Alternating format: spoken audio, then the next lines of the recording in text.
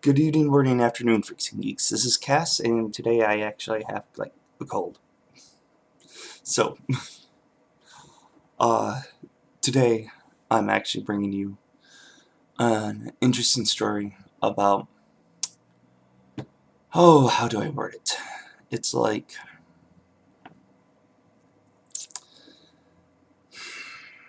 dealing with special needs people.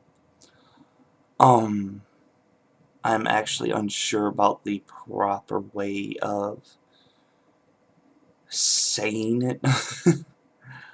I'm sure people will tell me in the comments, but before I tell the story, I'm not saying that these people are in any way, shape, or form inferior.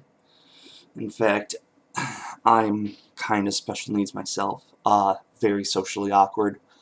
I'm bipolar and I have depression. So, when I was a kid, people would actually refer to me as retarded. So, there's that. So, my first story, I had a girlfriend in 3rd grade. Huh. It was the kind of situation where it didn't know how it started. It's just, oh, I have a girlfriend, yay, I'm so happy that I have a girlfriend. And, oh boy, I seriously don't know what happened. Um, she was in special education, and at the time I didn't know what that meant. I just thought it was like an extra class or something. I don't want an extra class because that sounded fun.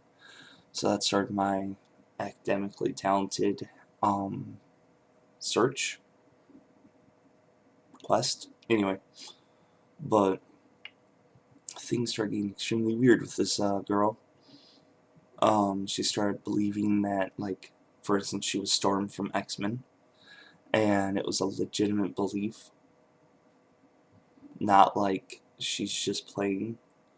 And also, while we were dating, she said that she was dating Michael Jordan, which kind of annoyed me because it seemed like she was ignoring me or something. But much later, we only dated during the 3rd grade, in middle school, she was telling people that she was immortal, and she didn't want anybody letting uh, other people know because she was afraid that they'd come to school with a sword to cut her head off. So, one day I was getting fed up with this, and I grabbed her and I took her to like a full lunch table. And I told everybody there that she was immortal, and they all laughed. And then I told them that she's afraid that people would come to school with a sword to cut her head off, and they laughed even harder. Now, I know this was like a very alcoholic thing for me to do, but if you go back a couple minutes, I kind of told you guys that I was socially awkward, so I didn't know how to best handle the situation. So, she took it well, though, by the next day bringing a knife to school. Actually, she didn't bring the knife to school because of that. It was a completely different situation that she brought the knife to school, but I personally felt that she did that because of me, and I felt really horrible for it. Um, in 6th grade, I was with my socially awkward self trying. The best way to describe it is I was trying to be a leader. I was trying to do things in the classroom. Like the teacher okayed these daily, or was it weekly questions? I can't remember, but I wrote questions on a unused board that tried to um, challenge the kids' thinking. And I started a club. It was a weird club because it dealt with rubber stamps and stamping them on people's hands, and it was weird. uh, there was this one kid that nobody was friends with because of his mental delays. So I decided to include him in this club, though that was a horrible mistake. The next day he came to school with his collection of rubber stamps. And so he decided to stamp the back of both my hands with every single stamp he owned. And one even pierced my skin, he pressed so hard. Oh, it was so annoying. But I suffered through it because I didn't want to hurt this guy's feelings. So yeah. Oh,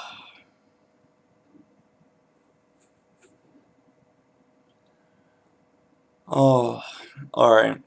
This last story, I don't think kind of doesn't really qualify because there wasn't really anything mentally wrong with her. But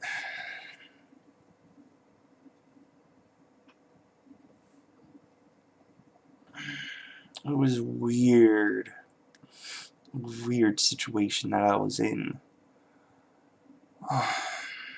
Alright. And before I go into anything further, this is I actually want to meet this person again and actually hang out with her and actually continue our friendship that we had. I guess you could say this fits because she herself was a little socially awkward. But a rundown of the story is that I had dropped out of high school and I was given an opportunity to resume my high school as an adult. So I took the opportunity and I got my high school diploma. More information on this in a different video. So while I was there, I was married. I had 2 kids at this point. And there was quite a few girls there that was of course underage, but thought that I was a teenager as well. One, oh my god, she was very weird, but in a very good way. This has to be the weirdest pickup line I've ever heard. We were in art class and she turns to me and asks me if I played World of Warcraft. And I said no, and she goes, me neither.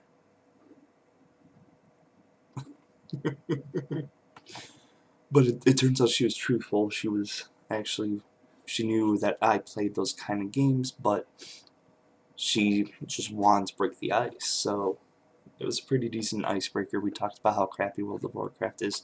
I think I just lost like 2 of my subscribers. Anyway.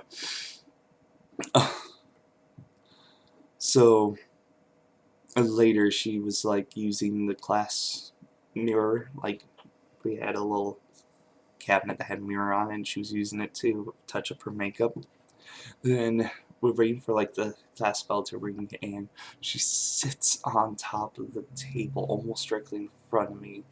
She leans back and she spreads her legs and I'm just like, are you flirting with me?